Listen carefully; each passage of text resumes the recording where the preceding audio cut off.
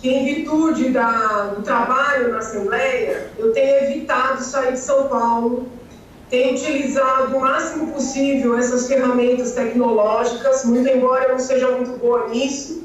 Estávamos aqui a manhã toda, eu, Davi, mais Caio, tentando fazer essa conexão.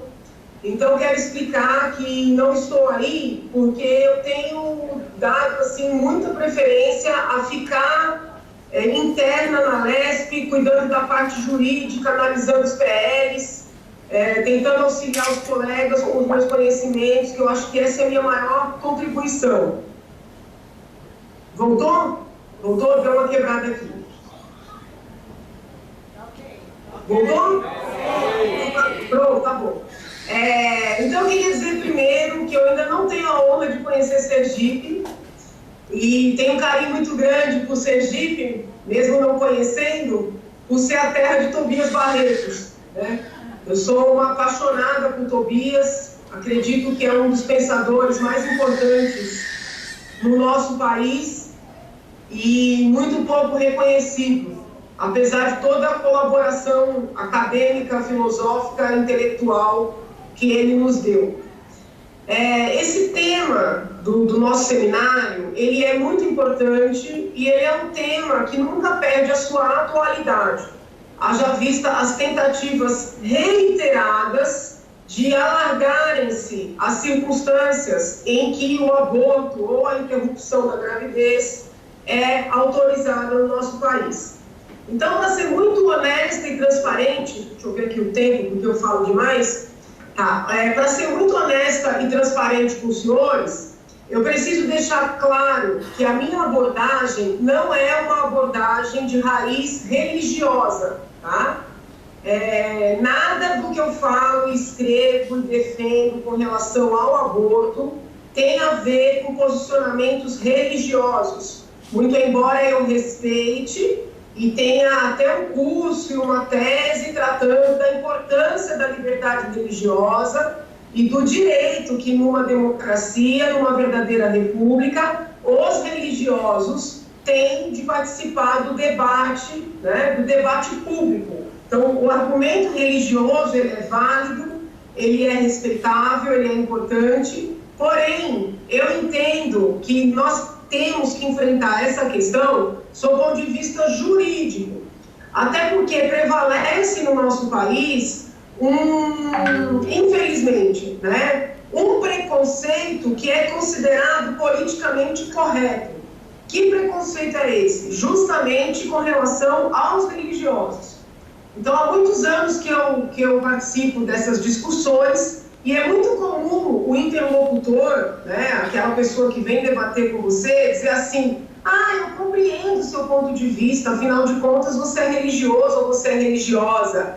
Eu não estou aqui discutindo religião. Então a pessoa já se coloca num patamar superior, né, a daquele que é contra a legalização do aborto, a banalização, né, da diminuição da vida. Então eu quero deixar muito claro que a abordagem é jurídica e por isso também deixar claro que eu tenho defendido todos os métodos contraceptivos, sou defensora das campanhas de prevenção, né, à gravidez, prevenção à contração de HIV, DSTs. Então, não é uma visão religiosa, tá? Ao lado disso, também acho muito importante deixar estabelecido que eu defendo a legislação vigente no país. O que diz a legislação vigente? Que a interrupção da gravidez, o aborto, é autorizado, não significa que seja algo desejável, tá? Ou obrigatório. Mas o aborto é autorizado quando a mulher engravida no estupro, tá? No âmbito de uma violência sexual, ou quando a gravidez implica riscos de morte para esta mulher. Tá? Por que eu estou dizendo isso? Porque muitas pessoas que me ladeiam nesse debate têm a pretensão de mudar a legislação para proibir qualquer tipo de interrupção da gravidez. E esta pretensão, ao meu ver, não é coerente com os princípios informadores do direito penal. Tá? O direito penal, ele só deve ser utilizado naquelas situações mais gravosas. Então, essa pretensão que os religiosos têm de mudar a nossa legislação para criminalizar o aborto, também quando a mulher engravidou no estupro, ou quando esta gravidez implica risco de morte para esta mulher, me parece um equívoco sob o ponto de vista jurídico, não sob o ponto de vista religioso, hein? Não estou questionando os dogmas religiosos, por favor, que fique claro. Mas sob o ponto de vista jurídico, me parece um equívoco, e sob o ponto de vista estratégico, não me parece inteligente. Porque se os religiosos esticarem muito a corda para quererem fazer prevalecer o seu ponto de vista na legislação, estarão, em certa medida, incentivando usar religiosos, infelizmente é assim que eu tenho que me referir a eles, para esticar a corda para o outro lado, tá? E a gente vai continuar fazendo um cabo de guerra. Me parece mais ponderado, mais conforme com a Constituição e com a legislação, defender o que já está posto, tá? E aí a gente consegue refrear esse ímpeto que vem crescendo de legalizar o aborto em todas as suas, entre aspas, modalidades. Pois bem, existe no Supremo Tribunal Federal uma ação proposta pelo PSOL, objetivando, eles utilizam o termo descriminalizar, porém, eles não estão pedindo apenas a descriminalização, eles estão pedindo a legalização, e eu vou explicar por quê. Existe essa ação no Supremo pedindo a legalização do aborto com uma série de fundamentos. Tá? Eu vou falar alguns desses fundamentos para os senhores, porque são muitos, e vou tentar combater um a um e explicar por que juridicamente essa ação é insustentável. Primeiro, muito embora eles falem em descriminalização, eles estão pedindo legalização. Explico por quê. Quando se pede descriminalização, na verdade, o que se quer é tirar o tema do âmbito do direito penal. Porém, esta situação continua sendo proibida por alguma outra esfera do direito. Não é isso que o PSOL quer, na verdade. Eles usam o termo descriminalização, mas não é isso que eles querem. Porque em vários momentos na ação deles, eles entendem que a mulher deve ter o direito a chegar, por exemplo, no hospital do SUS e dizer, quero fazer um aborto, não dar nenhuma justificativa para esse desejo e ter um procedimento garantido no Sistema Único de Saúde, tá? Isso não tem nada a ver com descriminalizar, isso tem a ver com legalizar. Ou seja, o procedimento passaria a ser tratado como qualquer outro procedimento de saúde. Estão compreendendo? Estão acompanhando? Pois bem, o que eu pondero diante desse pleito? Sob o ponto de vista jurídico, primeiro, e eles argumentam que o aborto é um direito fundamental da mulher, eu costumo lembrar que é impossível haver um direito fundamental sobre a vida do outro. Eu tenho direito fundamental sobre a minha imagem, o meu nome, a minha voz, né? Os meus escritos, a minha integridade física, a minha dignidade sexual, cada um dos senhores idem. Perceba, direitos fundamentais têm a ver com o próprio indivíduo. Não é juridicamente sustentável dizer que alguém tem direito fundamental sobre algo que pertence ao outro. Estão compreendendo? Quando eu estou falando de aborto, eu estou falando do direito do outro que já está concebido, ou seja, que já está a caminho, nascer. E este direito a nascer, ele é precedente, ele é, vamos dizer assim, uma condicionante para o exercício dos demais direitos. Então, juridicamente, é impossível sustentar a tese de que o aborto é um direito fundamental, como pretende o PSOL. Porque eles dizem assim, se é um direito fundamental, a mulher que está grávida pode chegar no SUS, no posto, na AME, no hospital, na maternidade e dizer, quero fazer um aborto. E ninguém pode questioná-la neste tal desejo. E pelo contrário, o Estado tem que garantir a ela, entre aspas, esse direito, tá? Estão compreendendo ou não? Então, esse é o aspecto jurídico. Ao lado do aspecto jurídico, existe um aspecto, vamos dizer assim, social e econômico. Eu apresentei um projeto de lei na Assembleia Legislativa de São Paulo, objetivando conferir às mulheres o direito a escolher o parto cesariano. E aquelas que escolhem um parto normal, eu estou propondo no mesmo projeto de lei o direito a serem anestesiadas durante o procedimento. Por que eu estou dizendo isso para os senhores? Pode falar, doutora.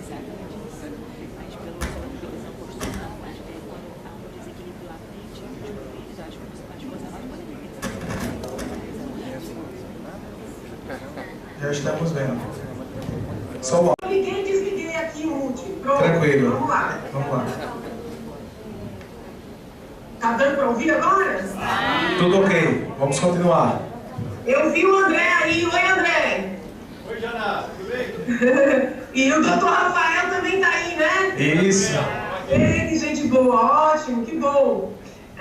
Vamos lá. Então, voltando. O que está acontecendo no nosso país? A mulher grávida que vai para o hospital dar à luz não tem garantida a analgesia.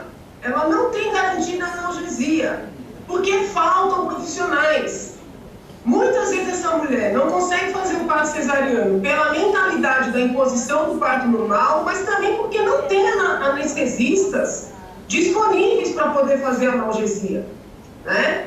E eu, por força desse PL, tenho visitado muita gente, conversado com muita gente, e eu fico muitas vezes abismada de ouvir pessoas dizendo o seguinte: nossa, a gente tem que se unir, porque a mulher que vai fazer o aborto tem que passar todo o sofrimento do aborto sem anestesia.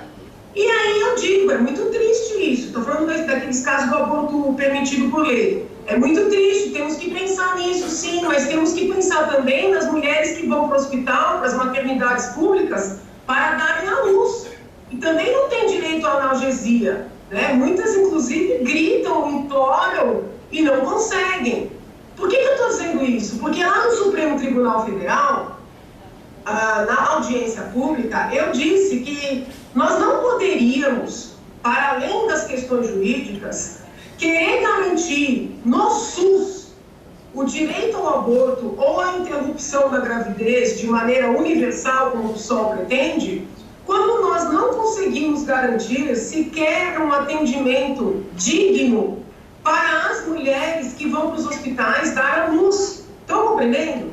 Então, assim, nós temos uma discussão a fazer no campo jurídico, porque não existe direito fundamental ao aborto, porque nós estamos falando do direito ao outro nascer, mas também do ponto de vista social, né, e econômico. Como pode um Estado que não consegue conceder às suas mulheres, né, a dignidade de parir sem dor, né, ou com menos dor, pelo menos, querer garantir de maneira universal o direito ao aborto? Então, é como se estivesse, né, o aborto, o direito ao aborto, na frente dos direitos da mulher que quer dar luz. É muito assustador o que está acontecendo. É muito assustador, não tem outra palavra. Aí o pessoal segue com outra linha de argumentação. Eles falam o tempo inteiro, no direito que as crianças têm, na verdade, assim, que a mulher tem o direito ao planejamento familiar e também o direito sobre o seu corpo e a liberdade sexual, e que as meninas e adolescentes também têm. Tá? Então, essas frases se repetem. Tá chegando aí? Que deu uma parada aqui, tá? Essas frases se repetem na ação do PSOL uma infinidade de... Ixi, vai cair. Tá dando conexão ruim. Eu posso seguir falando, agora vocês fazem aí uma careta. Uma infinidade de vezes, tá? Então, vamos por partes. Vamos por partes. A mulher tem direito ao próprio corpo? Claro que tem. Todas nós temos. Na verdade, todos nós temos. Tanto é assim que existe o crime de estupro. Né? Se uma mulher é submetida a uma relação sexual não consentida, um homem também, isso é um crime. Então, nós temos direito ao próprio corpo, sim. Este nosso direito ao próprio corpo não tem nada a ver com esse suposto direito a impedir que alguém nasça, né? Nós temos direito ao planejamento familiar? Temos, inclusive no Brasil, há uma legislação vigente, uma legislação que não é, vamos dizer assim, perfeita, mas é uma boa legislação, garantindo orientação sexual, garantindo orientação à contração de doenças, à prevenção da gravidez, garantindo acesso aos métodos anticoncepcionais, garantindo, inclusive, né, acesso a procedimentos de esterilização, né, desde que seguidos os preceitos legais. Então, a laqueadura é algo lícito no nosso país, seguindo-se os preceitos legais. A vasectomia também é um procedimento lícito, absolutamente autorizado, acessível. Então, isso é planejamento familiar, né? Planejamento familiar é um casal poder decidir se quer ou não ter filhos.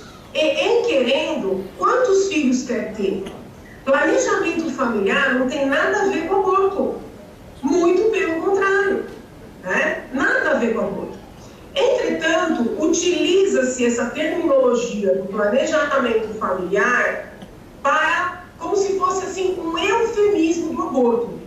Se os senhores perceberem, muitas vezes, quando a gente vai para um evento, né, cujo tema é planejamento familiar, na hora que o evento começa, só se fala de aborto. Só se fala de aborto. Então, planejamento familiar é um eufemismo, tá? E eu quero deixar muito claro que o planejamento familiar é uma conquista importante, porque tem alguns estados totalitaristas que querem decidir quantos filhos um casal vai ter ou deixar de ter.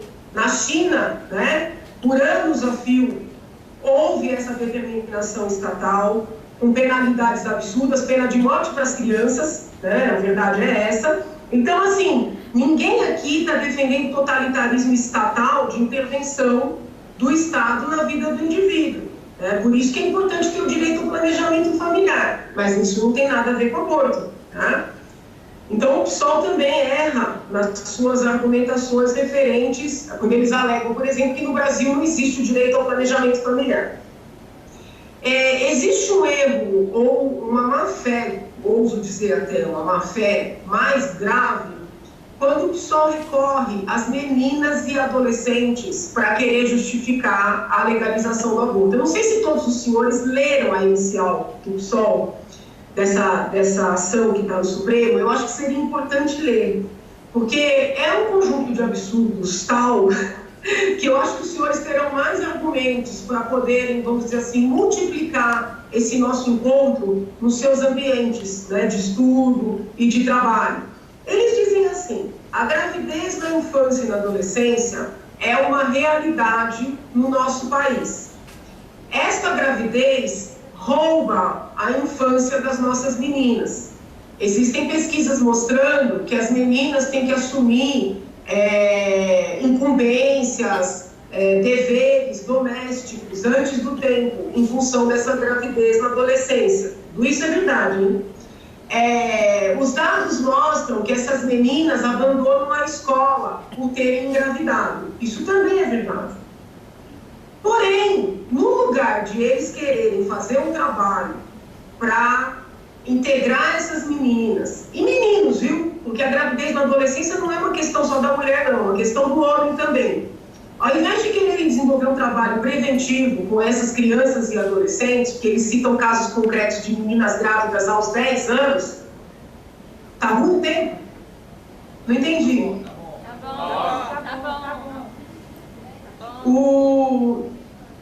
No lugar de o PSOL querer desenvolver uma atividade de prevenção à gravidez na infância e na adolescência, eles querem solucionar este problema social, eu vejo como um problema assim, com o aborto.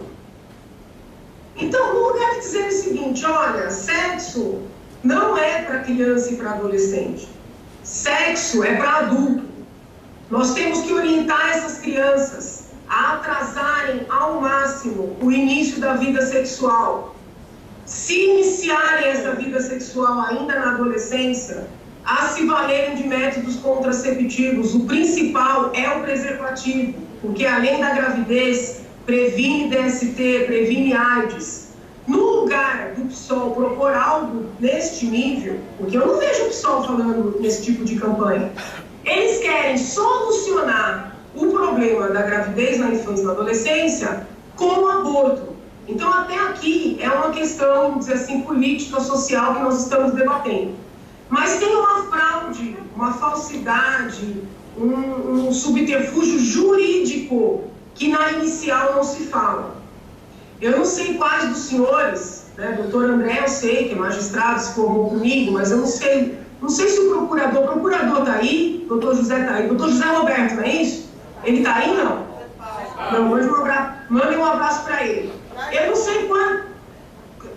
não sei quantos colegas aí são da área do direito, e daqueles que são, quais são da área do direito penal. Os que forem da área do direito penal sabem que eu não estou mentindo. A legislação penal presume que a adolescente grávida antes dos 14 anos, ou seja, que concebeu antes dos 14 anos, a nossa legislação presume que essa adolescente foi estuprada. Se o aborto é permitido no caso de estupro, a verdade é uma só. Para uma adolescente grávida, menor de 14 anos, o aborto já é admitido na nossa legislação. Estão acompanhando?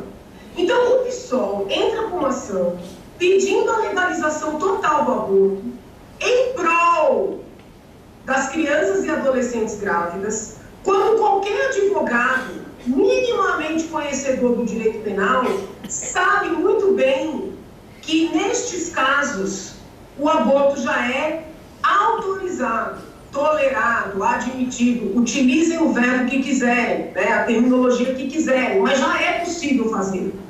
Então, eles pegam uma situação, universalizam essa situação para justificar o tento deles de legalizar o aborto. Estão acompanhando daqui? Estão acompanhando? Eu pergunto a vocês, tudo isso que eu estou falando com vocês aqui, tem algum fundamento religioso? Vocês estão vislumbrando aqui um discurso religioso, por acaso? Eu imagino até que eu esteja incomodando quem tem uma formação religiosa muito mais consistente, mais sólida. Pois na universidade, nos debates, todos dos quais eu participo, eu sou tratada como uma religiosa, né, radical, e que por isso eu sou contra a legalização do aborto. Tá? É importante os senhores entenderem essa realidade, para os senhores poderem argumentar. Nós temos que fazer um trabalho de multiplicação desses conceitos, desses fundamentos. Mas vamos adiante. Eu acho que foi em abril, talvez de 2017, que eu fui para Lyon participar de um congresso de direito penal médico. E dentre os muitos temas, nós falamos de aborto, tá? Podemos até voltar nesse simpósio na sequência, se der tempo, mas o ponto não é esse. Eu voltei desse simpósio um pouco chocada por perceber que os colegas da Europa, porque eu era a única professora a representar a América Latina. Havia professores representantes de vários países, mas eu era a única professora da América Latina. Então, vamos dizer assim, eu era a única subdesenvolvida, tá? Havia representantes dos Estados Unidos, do Canadá, Japão, França e assim por diante. E na Europa é meio que já, assim, aceitado, sabe? É algo muito tranquilo que a gestação de uma pessoa com síndrome de uma criança, né, com síndrome de Down, não só pode, como deve ser interrompida. Então, assim, houve um debate intenso lá. Na verdade, não havia debate. Eu suscitei o debate. Posso até depois detalhar para os senhores.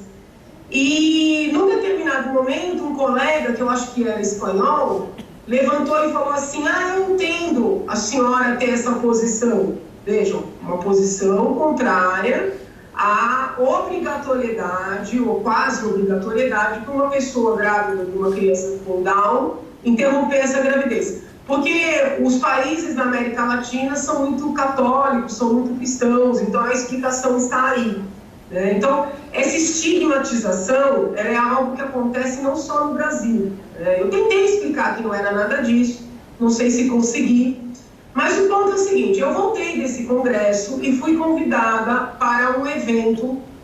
Tá dando aqui conexão ruim, vocês estão assistindo ainda? Sim. Tá. E fui convidada para um evento no Ministério Público de São Paulo, onde havia 6 palestrantes, tá? E eu era uma das palestrantes. Inocentemente, eu imaginei que seriam, vamos dizer assim, 3 para um lado, 3 para o outro, né? Ou 4 para um lado, 2 para o outro. Quando eu cheguei no evento, era literalmente 5-1. Os 5 palestrantes defendendo a legalização e eu defendendo a legislação vigente. Vejam que eu nem defendo proibir tudo, hein? Eu defendo a legislação vigente. Pois bem, uma das palestrantes trouxe um argumento que até aquele momento eu não tinha ouvido. Mas esse argumento aparece novamente na ação do PSOL. Não sei se os senhores estão familiarizados com ele, vou explicar agora. O argumento é o seguinte: o Brasil é signatário de dos tratados internacionais que coíbem, que previnem, que condenam a tortura. O Brasil também é signatário de tratados internacionais que proíbem violência e maus tratos contra mulheres. Estão acompanhando? Olha o raciocínio da palestrante que apareceu na ação do PSOL. Ora, se o Brasil é signatário de tratados que proíbem a tortura e proíbem a violência contra a mulher, o Brasil está praticando crime contra a humanidade e desrespeitando estes mesmos tratados internacionais quando proíbe o aborto. O raciocínio segue: obrigar uma mulher que não quer ter um bebê, que não quer seguir grávida, a manter a gestação, para esses intérpretes, para essas pessoas, implicaria torturar esta mesma mulher, tá? Então, eles pedem que o Supremo intervenha, porque o Brasil é um país torturador de mulheres. Este argumento, internacionalmente, é o mais grave de todos, e eu explico por quê. A comunidade internacional costuma dar muita importância para a voz dos juristas de um determinado país. E as denúncias internacionais são acolhidas, né, são analisadas, mas a terminologia utilizada, ela tem uma racionalidade no exterior. Quando se fala em crime contra a humanidade, o jurista do exterior, dos tribunais internacionais, ele logo pensa assassinar as pessoas em série, né? Por exemplo, a terminologia que o PSOL usa na sua petição, gravidez forçada, né? Gravidez forçada, ela tem um significado no direito internacional penal. Gravidez forçada é aquela que advém dos estupros em massa. Sabe aqueles estupros praticados em guerra, como arma de guerra, para descaracterizar um povo? Isso é gravidez forçada. Então, na comunidade internacional, quando essa ação do PSOL é lida, que mulheres no Brasil são torturadas, né, de maneira reiterada, que a legislação obriga a tortura de mulheres, que as mulheres sofrem esses crimes contra a humanidade por serem submetidas à gravidez forçada, o estrangeiro imagina que no país nós sejamos estupradas em série como uma tática de dominação. Estão compreendendo? Estão compreendendo? Então, é muito grave o que o PSOL faz nessa petição. É muito grave, porque isso não existe, né? O que nós temos são pessoas engravidando por relações sexuais consentidas, na maior parte dos casos, não só consentidas, mas desejadas, e dessas relações sexuais, uma das possíveis consequências é a gravidez. Então, não existe gravidez forçada. Porque ninguém foi obrigado a engravidar. O que você tem é uma conciliação de direitos. O direito da mulher e o direito daquela criança que está por vir, né? Então, não é gravidez forçada. ela vai ter que manter aquela gravidez para que aquela pessoa possa usufruir do seu direito de nascer e o direito inerente a estar vivo, todos os demais direitos inerentes a estar vivo. Estão compreendendo? Então, assim, juridicamente falando, eu não estou falando de religião, estou falando de direito. Juridicamente falando, a petição do PSOL é absolutamente insustentável. Ela é insustentável. E é importante que os muitos grupos que estejam contra essa iniciativa do PSOL entendam a argumentação jurídica, porque se insistirem em um discurso religioso, nós podemos perder essa batalha. Nós podemos perder essa batalha. Mas o pior ainda não chegou. Tá? Eu sei que eu estou aqui com tempo, talvez até... Mas eu vou terminar essa parte. O PSOL utiliza toda uma argumentação de suposta bondade para com as mulheres grávidas, tá? Suposta humanidade para com essas mulheres que não querem manter a gestação. Mas lá no finalzinho da petição, ele não pede apenas para descriminalizar a prática pela própria gestante, ou quando alguém pratica o aborto na gestante a pedido dela, o que juridicamente a gente chama de autoaborto. O PSOL pede para descriminalizar, e eu insisto, legalizar a prática para o terceiro que pratica o aborto na gestante. E é imperioso que isso fique claro. Existe a figura do autoaborto, que a pena é para a mulher, existe a figura do aborto consentido, que a pena é para a mulher, e existe a figura do aborto praticado por terceiros, com consentimento ou sem o consentimento da mulher, que a pena é para esse terceiro, tá? O PSOL não pede só para liberar as mulheres do direito penal, pede para liberar aqueles que praticam a intervenção, ou seja, os donos de clínicas, por exemplo, os que trabalham nas clínicas. Estão acompanhando? Eu vislumbro, e aí o procurador de Sergipe fez um trabalho importantíssimo e apresentou lá no Supremo, apontando o tanto de dinheiro que as ONGs que defendem a legalização do aborto no Brasil recebem de instituições internacionais. Tá? O doutor apresentou isso no Supremo.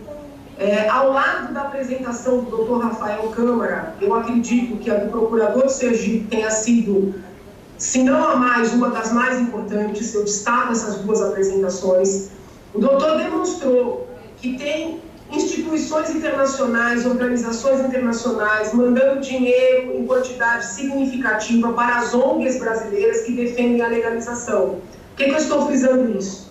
Porque eu conecto essa informação que o procurador de Sergipe levou ao Supremo com o pedido para legalizar a ação das muitas clínicas, né, das pessoas que trabalham nessas muitas clínicas. E eu vislumbro aí um interesse econômico de instalar no nosso país uma série de clínicas de aborto. Então, por trás da argumentação supostamente humanística do PSOL, a meu ver, existe um interesse comercial, um interesse econômico que não pode ser desconsiderado. Então, é muito importante, quando os senhores forem conversar, forem multiplicar esse curso, que lembrem que a ação no Supremo não visa apenas as mulheres, visa aqueles que lucrarão com o sofrimento dessas mulheres, tá? Existe um comércio em cima do sofrimento dessas mulheres. Isso é muito importante de ser dito. Outra coisa relevante, e eu vou encaminhando para o fechamento. No Brasil, hoje, existem vários instrumentos jurídicos que impedem que uma mulher seja presa pela prática do aborto, tá? Uma mulher, uma gestante que praticou o aborto ou que procurou alguém para fazer o aborto nela, ela já não vai mais presa por isso, né? Pode ter um procedimento, um processo, pode, mas prisão, isso não é real. Quem vai preso por aborto é quem pratica o procedimento, principalmente quando pratica num contexto de organização criminosa.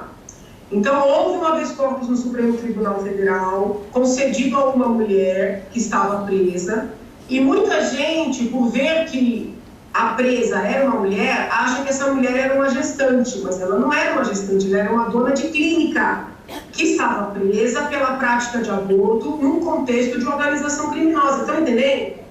Então é importante os senhores saberem que esse argumento de que as mulheres são encarceradas, as mulheres são acorrentadas nas prisões, isso simplesmente não existe no Brasil. Não é real. Quem vai preso é quem pratica no contexto, vai e fica, de organização criminosa, tá? Mas o discurso feminista, e eu não sou antifeminista, eu luto pelos direitos das mulheres, sobretudo no campo da profissão, que nós sejamos reconhecidas pelos nossos méritos, pelo nosso valor, que nós possamos disputar em igualdade de condições, o que hoje não ocorre. Mas o discurso feminista vigente no Brasil opõe homens e mulheres, né? É, por princípio, um discurso de ódio, tá? E a palavra feto é uma palavra masculina. Não raras vezes nos debates existe uma oposição entre a mulher gestante e o feto. Ah, o que você prefere, né? Constituir, olhar, valorizar o direito da mulher gestante ou do feto? Pelo fato do feto ser uma palavra masculina, no imaginário, né, no debate, dá a entender que é uma mulher contra um homem. Mas eu gostaria de fechar essa minha participação, que muito me honra, pedindo que os senhores, em todos os eventos, todos de que participarem, relembrem o seu público que mais ou menos metade dos fetos vítimas do aborto são mulheres. Então, não é possível que as feministas digam que estão defendendo as mulheres, ou os defensores da causa abortista digam que estão defendendo mulheres, quando, na verdade, estão impedindo outras mulheres de nascer. Então, eu sim estou defendendo as mulheres, né? As mulheres que estão para nascer e as mulheres que não são orientadas, que são estimuladas a engravidar muito cedo pela imprensa, pelos meios de comunicação, pelos formadores de opinião, que incentivam o sexo irresponsável. E aqui eu não estou fazendo pregação religiosa, não estou dizendo que ninguém tem que casar virgem ou deixar de casar virgem. Não é minha competência interferir na vida privada das pessoas. Mas eu posso sim alertar que está havendo um incentivo, né, ao início da vida sexual, ainda não é mais nem na adolescência, na infância, né? Está havendo um desincentivo à prevenção para que nossas mulheres engravidem cedo e para que haja mais comércio em torno do aborto. Infelizmente é isso que está acontecendo, é um movimento cruel para com os bebês, meninos ou meninas, e para com as nossas mulheres, né, que são maltratadas e desprezadas. E digo mais, muitas vezes, nos debates, nós somos confrontadas com o seguinte argumento: ah, você fica aí defendendo que não pode legalizar aborto, mas o homem engravida e vai embora, para ele não tem nenhuma intercorrência.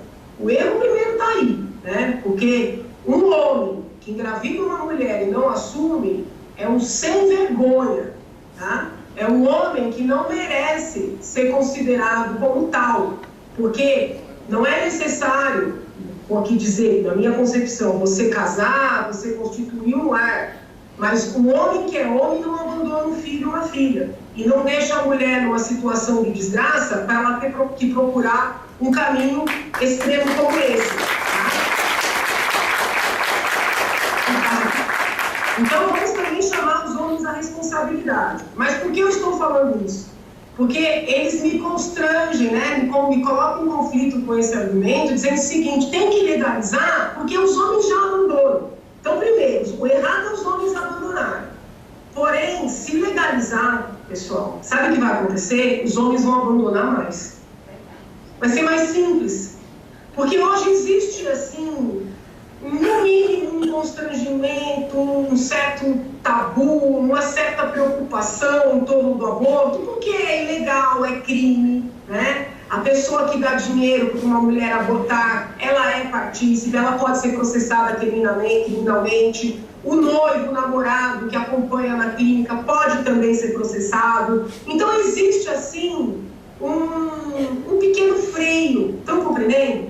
Se a legislação ficar absolutamente solta, ou seja, olha, não, tudo bem, é um procedimento de saúde como outro qualquer, né? O SUS vai cobrir o procedimento, vocês sabem o que vai acontecer? A hora que a menina falar para o rapaz que está grávida, né, ou a moça para o homem, que muitas vezes é um homem casado, sem vergonha, né? Muitas vezes é um homem casado, sem vergonha, eu não tenho medo de falar, que obriga a moça, né, a fazer esse procedimento. Sabe o que eles vão falar? Minha filha, tem nada a ver com isso, vai lá no SUS e faz o aborto.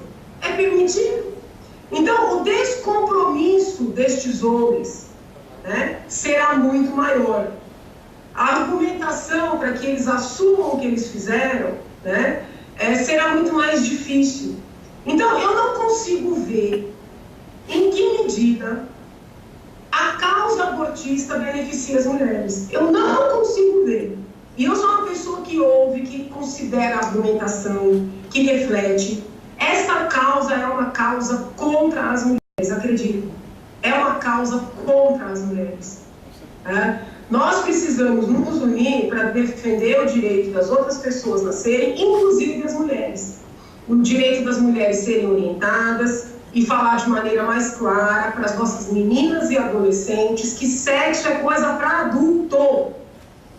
Inclusive, sob o ponto de vista do amadurecimento emocional e psicológico.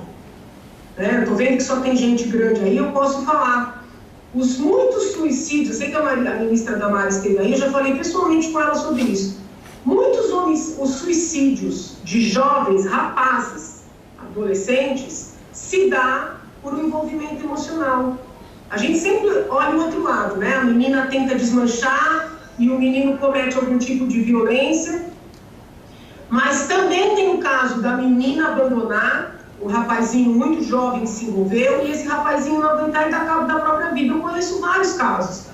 Então, sexo não é para criança nem para adolescente, é para adulto. A gente tem que voltar a fazer esse discurso. Porque hoje em dia, os educadores, até os pais, né, os formadores de opinião falam o quê? Eles começam a transar cedo. Então, se começa a transar cedo, né, a gente tem que ver como é que vai resolver isso aí. Pera lá, vamos mudar esse discurso. Não é assim. Entendeu? É voltar a falar, amiguinho, amiguinha, ó. Criança tem que brincar, adolescente pode dançar, pode namorar, pode tudo isso, mas sexo é um outro momento, vamos atrasar isso aí. A gente não fala mais sobre isso, mudou.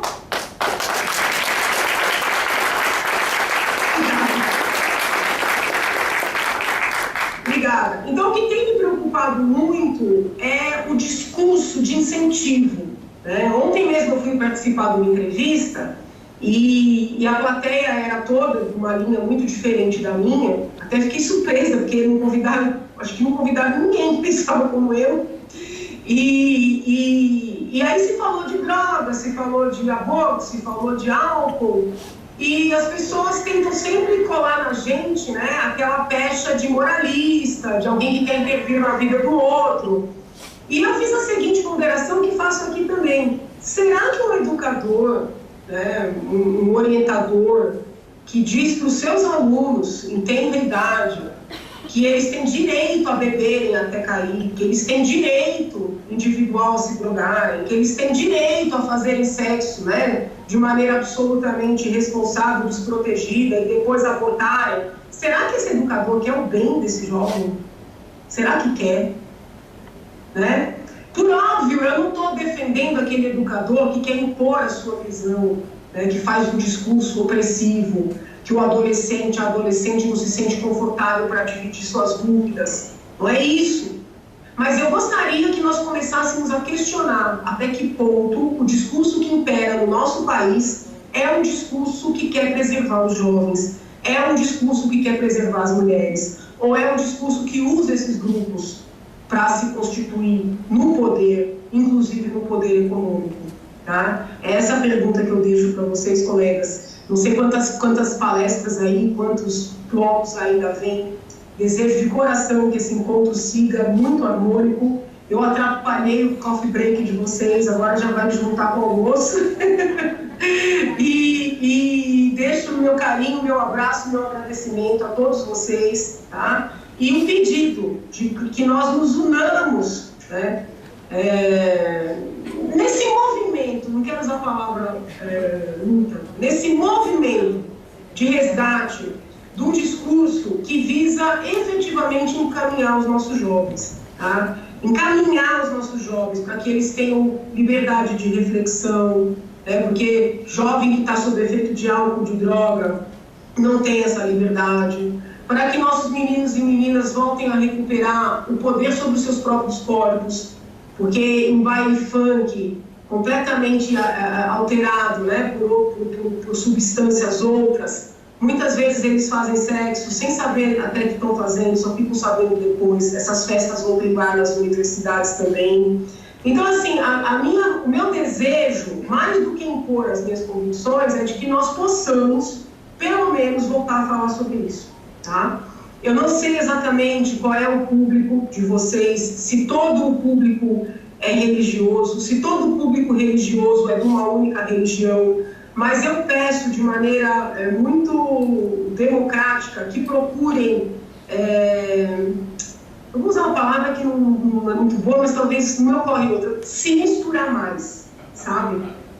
Fazer esse tipo de evento com pessoas que pensam diferente. Participar de debates onde as pessoas pensam muito diferente e levar a argumentação de maneira respeitosa. Eu sei que às vezes é difícil, porque a gente apanha, a gente é alvo de piada, né? A gente é alvo de vaia, mas nós precisamos parar de falar de nós para nós mesmos. Estão compreendendo? É necessário fazer esse debate, porque nós temos menos força em termos assim de divulgação das nossas ideias. E as pessoas que estão com essa pauta, né, que eu vejo uma pauta negativa para a nossa juventude, elas têm muita força. Elas têm muita força, elas têm muita penetração. Quando elas são convidadas para as entrevistas, elas são convidadas de maneira diferente de quando a gente é convidado. A gente é convidado para ser ridicularizado, a gente é convidado para ser desmerecido, para ser vaiado. Essas pessoas são convidadas para serem reverenciadas como pessoas iluminadas, como altos intelectuais. Então a gente tem que enfrentar essas barreiras. É difícil, mas é necessário. Tudo bem? Muito obrigada. Um excelente sábado, um excelente domingo, um excelente encontro. Fiquem com Deus. E Tobias, divulgar para as crianças, porque Tobias ficou muito esquecido, isso não existe por ele, isso não existe por Sergipe, isso não existe para o Brasil, tá bom? Obrigada. Beijo grande, lindos. Doutora, muito obrigado. Gostaríamos de agradecer pela sua atenção, pela sua contribuição aqui com o nosso encontro, né? E muito obrigado por estar nessa luta conosco, nesse movimento, né? Como a senhora mesma colocou, porque a morte nunca pode ser a solução. Né? A morte nunca pode ser a solução para nada. Então vamos sempre gritar para todo mundo ouvir sim a vida. Muito obrigado, que Deus abençoe. Muito obrigado. E um excelente final de semana. Beijo grande. Cheiro, beijo.